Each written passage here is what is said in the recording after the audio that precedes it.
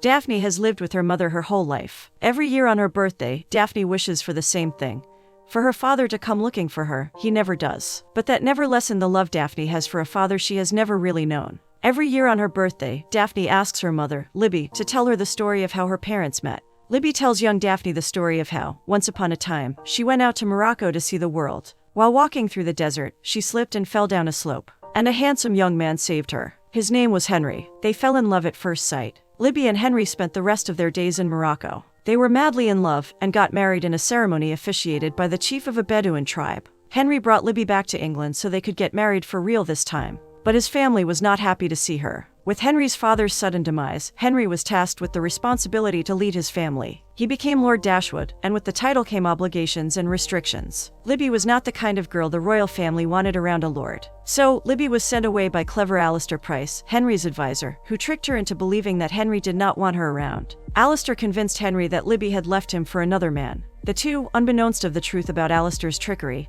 had to separate. And a few months later, Libby was blessed with Daphne. Daphne is 15 years old now, but she still always asks her mother to tell her the love story of her parents. She kisses Henry's photo goodnight and wishes that she could meet him someday. At 17, Daphne works as a waitress at the weddings where Libby sings with her band. Once while working, Daphne hears the bride crying because she cannot find the groom. Then, Daphne stumbles upon him hiding under a table, totally drunk. He faints and Daphne rushes to cut a block of ice from the sculpture, that she then puts down his shirt to wake up the groom. With a start, he stands up and breaks into a dance to get the ice out of his shirt. The crowd watches him. Before he can arouse suspicion, Daphne begins to mimic his moves. Her mother catches her hint and starts singing. Everyone starts to dance, and Daphne avoids a crisis. She is a clever girl. Later, while cleaning the tables, Daphne gets recognized by a girl she went to school with. Daphne is not thrilled to see her at all. The girl follows her around and asks where Daphne's going to college. Daphne has not decided yet. Then, it is time for the father-daughter dance. Daphne watches with longing in her eyes as the bride dances with her father. Soon, all the fathers and daughters start to dance together, and Daphne gets emotional. She misses her dad. When the party ends, Libby consoles Daphne. She noticed her getting emotional. Daphne cannot help it. Every father-daughter dance just makes her think of how she is never going to have something like that. Daphne is upset that Libby will not let her find Henry. Libby is only trying to protect Daphne. Daphne reminds her that it was Libby who left him. Libby counters that if Henry wanted to, he could have come after her. But he did not. Maybe he would have if he knew Daphne existed. Daphne is really upset. She feels like half of her is missing, and without the other half, how is she supposed to know who she even is? Libby tries to make her understand that her DNA does not define who she is. It is about getting to know herself. But even though Daphne knows her mother loves her, she just cannot let it go. She has to find her father. So, at night, Daphne searches her father online. Then she books a ticket to London, and the next day leaves for Europe without telling her mother. She leaves her mother a voice note, informing Libby of her decision to find her dad. All her life Libby has been writing her story. It is Daphne's turn to do it now. Daphne finally is in London. With the help of a guidebook, Daphne finds a hotel. Inside the hotel, she gets drawn to a young man of her age, singing a melody. His name is Ian, and they instantly become friends. He works the reception at the hotel. It is one of his many day jobs as a struggling musician. While Ian's giving Daphne a tour of the hotel, she hears the newscaster on the TV behind Ian, talking about her father. Henry appears on the news and Daphne smiles. It's her dad. The newscaster announces that Henry is giving up his hereditary seat in the House of Lords to run in the elections as a commoner. Daphne watches the news with fascination and is happy to see her dad on it. But when the newscaster talks about Henry's fiancée and her daughter, who would soon be Henry's stepdaughter, Daphne's spirits deflate. On the other side, Henry is preparing for elections. Alistair is still his advisor, and his daughter, Glynis, is the woman Henry is engaged to. She lives in his house with her daughter, Clarissa. Alistair and Glynis have a vested interest in Henry's political success. That is why they keep a close eye on Henry and his affairs. Daphne is walking with Ian when she tells him that she cannot do what she came here to do. She cannot go to her father and just uproot his life. He already has a family now. Maybe she should just go on and let him live his life. Ian does not say anything, but does give her a disapproving look. The next day, Daphne finds her way to Henry's manor. She reaches the gates and is amazed by how extravagant his house is. But when the guard asks what she wants, she just goes away. Daphne finds another way into the property. She climbs up a back wall. Glynis and Clarissa are having tea in the room facing the wall. Clarissa notices someone sneaking around. At first, her mother thinks she is hallucinating. Henry and his mother, Lady Dashwood, walk into the room where the mother and daughter are. Daphne tries to sneak around the property, but Clarissa catches her. She shouts that she is not hallucinating. Henry is livid as he goes in search of the intruder. He thinks it is someone from the press sent to gather dirt on him. He catches Daphne. The girl is shocked to see him. She is about to tell him who she is when he drags her inside and seats her down to interrogate her. He asks her who sent her there, thinking she is some spy. When he realizes she is just a teenage girl, Henry softens. He asks her to take a picture and go. The rest of Henry's family rushes into the room. Daphne tells him she already has a picture of him. She shows him the photograph of Henry from when he was in Morocco. Henry is baffled. Where on earth did this girl get a picture that old? Daphne tells him she got it from her mother Libby and Henry is her father. Everyone is stunned by the revelation, but most of all Henry. Daphne shows him her birth certificate, which has Henry's name on as her father. Shocked to his core, Henry refuses to accept the truth. It must be a mistake. Glenys agrees. She tells Daphne her mother must have mistaken him for some other man.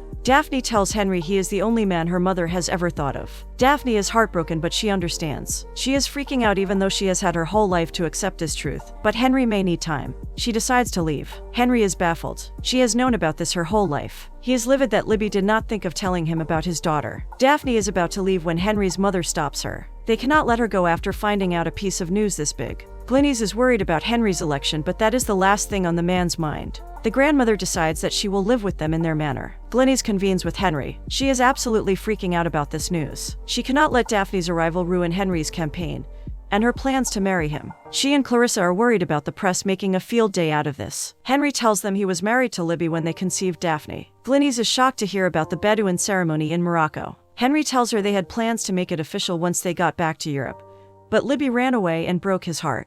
The grandmother shows Daphne her room. The girl is absolutely taken by it. It is bigger than her entire apartment. She hugs the grandmother excitedly. Henry finally calls Libby. The woman is so worried. She asks if her daughter is fine. Henry assures her that she is, but how could Libby not tell him about his daughter? Libby tells him if he is afraid Daphne's presence will ruin his political plans, then he should just send her back. That is not what Henry meant. It is about finding out he had a daughter for half his life and he never knew. Libby tells him she did not want Daphne to get hurt. Henry cannot understand why she would say that. Ask your advisors, she tells him, and then hangs up. Henry's team plans for damage control. They tell Henry to introduce Daphne as the daughter he has always known but never had a chance to spend time with. Henry thinks, despite having spent only a few moments with Daphne, that she is mature and well-mannered. Daphne, on the other hand, is a wild child. She is jumping around her bedroom and running around the house listening to music on blast. Henry has no idea the surprise he is in for. The house phone rings, and Clarissa runs to answer it. She is hoping it is the boy she likes, but instead it is Ian Wallace for Daphne. He asks for Daphne, but Clarissa tells him Daphne does not live there. She never even passes the message to Daphne. Later, Henry is in his study when Daphne shows up. Henry is startled. He does not know how to act around her. He asks her to call her Henry and not Lord Dashwood. Henry nervously asks Daphne to go to a royal dress show with him. He tells her it is an event where Glenys will launch Clarissa into society. That makes Clarissa sound like a spaceship. Daphne laughs. More like a ballistic missile, Henry jokes. Clarissa is eavesdropping on their conversation this entire time. Daphne accepts the invitation. She gives him a photo album she brought from home. They are pictures from her childhood. When awkward silence befalls, Daphne finally leaves, and Henry opens the album. The first picture he sees is of a baby Daphne with Libby. Seeing Libby's pictures brings up too many painful memories, and Henry sets the album aside. When Daphne wakes up the next day, she cannot believe she has made it to her father's manor. Clarissa takes Daphne to her room to ask her advice on what to wear to the show. She misguides a gullible Daphne and tells her that she will look like a plonker if she shows up in a fancy gown or dress. She should wear something chill and different. Daphne does not think twice before taking Clarissa's advice. When Ian shows up at the manor to meet Daphne, the guard does not let him inside. He goes away, disappointed. Daphne is running late for the event. Everyone is waiting downstairs for her. Glenys rushes Henry and tells him Daphne can come later with the driver. Reluctant to leave her, Henry has no choice but to go. Everyone is dressed elegantly at the fashion show. Prince Harry and William are present there with Prince Charles. It is a very fancy event. Clarissa is sitting with her snobby friends and a guy named Armistead. She likes him and wants his attention. Henry is waiting for Daphne to arrive. Daphne, having taken Clarissa's advice, shows up at the party in completely casual attire. She is wearing jeans and a white camisole with a jacket over it, a bright blue beret on her head. She is denied entrance to the show because she is late. Having no choice, Daphne decides to sneak in. She enters through the back and ends up in the line for the fashion show. She is pushed onto the stage, and everyone is shocked to see her on the ramp. Most of all Henry. Clarissa laughs at the clothes Daphne is wearing. Armistead takes a liking to Daphne. Being the confident girl that she is, Daphne walks the ramp and poses like she is the showstopper. She is the center of the media's attention. At the end of the show, Daphne trips and falls into Prince Charles's lap. Henry is absolutely mortified. Later, when Daphne finds Clarissa, she tells her that she can be her evil stepsister, but Daphne will win in the end. Then, Daphne starts playing with the lady's dog. She introduces herself as Henry's daughter. The lady is shocked to know that Henry has a daughter. She is also shocked to see that her dog, who bites everyone else, loves Daphne. When Henry notices Daphne, he runs to apologize to Princess Charlotte, whose dog Daphne is playing with. The lady has no qualms about it. She likes Daphne too. She asks if she will be staying for the summer. Alistair refuses the idea, but Henry tells her that she will be. His decision upsets both Glynis and her father. Alistair tells Glynis to relax. Daphne will be gone in no time, just like her mother. Later at night, Henry goes into the kitchen for a late-night snack. He gets scared when he sees Daphne there, drinking milk in the dark. The two bond over their love for Cocoa Pops. Daphne asks if he meant it when he said she will be staying for the summer. Henry did. He supposes they could arrange a coming-out party for her. Daphne teases him about that. Henry stutters to explain to her what he means by that. The two share a sweet father-daughter moment and Daphne feels closer to her father. Henry asks her, hesitantly, if her mother ever got together with some other guy. Daphne tells him there never has been anyone else in her mother's life. Henry is upset by that. He gets a little emotional but controls himself. The two part for the night. The next morning, Henry is off to work when Daphne greets him from her window. He tells her she needs a dress for the event that weekend. A ball at the Orwood residence. Glynis and Clarissa pop open their windows and tell Henry they will help Daphne. Glynis has already found a dress for her. Henry is grateful to them. The dress Glynis found for Daphne is hideous. Clarissa mocks Daphne and tells her to go back home because she does not belong there. She warns Daphne to stay away from Armistead. Daphne scowls at her and tells her they are so different. She could never be interested in a guy Clarissa likes. Daphne tells her to stop trying to be her daddy's little girl because she is not going anywhere. Clarissa storms away from there. When Daphne shares her encounter with Clarissa with Lady Dashwood, the old lady tells her to not listen to her. Clarissa is just threatened by Daphne. The old lady tells her that Glynis is set to marry Henry and Alistair has always tried to wiggle his way to the top through her husband, and now he is using Henry for it. They do not want their plans to go astray, so they are threatened by Daphne. But she tells Daphne to not worry. Later that day, Daphne decides to revamp her dress. She takes a scissor and gets to work. When Daphne arrives at the ball, she stuns everyone with her look. Clarissa and Glynis are shocked to see her transformation. She has turned the ugly dress they gave her into a stunning piece. The paparazzi surround her, and Henry comes to her rescue. He introduces her to Peach and Pear, the girls whose coming out event they are attending. Lord Orwood is their father, and he adores his chandelier more than anything in the world. Armistead asks Henry for a dance with his daughter. Daphne and Armistead dance, but Daphne is not too thrilled about it. And neither is Clarissa. Daphne does not like the guy as Armistead is a shameless chap. When he tries to touch her inappropriately, she shoves him away. That is when she sees the guy singing on the stage. It is Ian. Daphne frees herself from Armistead and watches, mesmerized, as Ian sings. When the song ends, Ian goes away. Daphne meets Peach and Pear and congratulates them. Clarissa makes fun of the party and how boring it is. She leaves with her friends, but Daphne tries to assure the girls that their party is fun. Then, Daphne leaves in search of Ian. She finds him on the terrace. The two reconnect and Daphne assures him that she will not disappear again. Ian and Daphne decide to liven up the boring party. Ian will definitely get fired for this, but he does it anyway for Daphne. The two rock the party with music and dancing. Soon, everyone starts to dance along as Ian plays party music too loudly. The party becomes a blast, and everyone starts to enjoy themselves. Lord Orwood is livid at Henry. His daughter is ruining his ball. But Peach and Pear are dancing along with Daphne. But then, the loud music causes the chandelier that Lord Orwood so adores to fall. Henry just manages to get Daphne out of there. Later that night, Henry sits with the photo album Daphne gave her. He looks at her pictures while growing up and feels heartbroken that he missed so many years of her life. He goes to Daphne's room and watches her sleep peacefully. In the morning, Glynis is beside Henry as she tries to come up with a plan to control the damage Daphne caused. Daphne enters the dining room and sits next to Henry. She apologizes for the night before. Henry forgives her. As the two eat their breakfast, Glynis notices how they both share the same mannerisms. They even butter their toast the same way. The father-daughter talk about music and bond over their favorite tunes. Glynis does not like seeing that.